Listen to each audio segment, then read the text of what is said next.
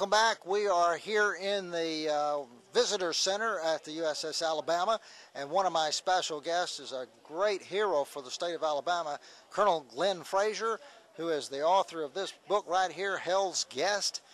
This is one that's being developed for a major motion picture. I'm sure many of you saw him on the PBS series called The War, the Ken Burns series. He's here with me today, and what an honor to speak with a great man like you. I know that this is an exciting thing to be out here at the USS Alabama for you. Well, thank you a lot. I'm just lucky to be here. I'm 87 years old and I'm still here. Well, you know, I look at your book and a lot of people are not familiar with your story, but what a story. I am delighted to see they're going to make it into a motion picture. Give a little quick review of the book. The book takes me from the time I was 16 years old, wanted to get in the Army, volunteered for the Philippine Islands. I got to the Philippines the first part of August of 1941, and I enjoyed every minute I was there, and it was a paradise until the 8th of December when the Japanese bombed Pearl Harbor. 6 hours later they bombed us. And it is unique because MacArthur's headquarters didn't let everybody know that what they did in the Philippines. They killed 6,000 in the Philippines in the first bombing, and they kept bombing us steady.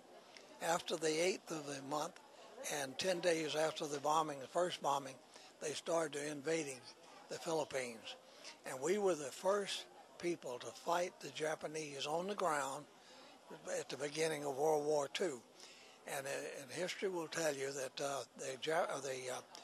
Japanese did get to surrender. I mean, they had the English surrendered, the Dutch surrendered. Everybody in the whole area was surrendered except us poor rascals on the Bataan.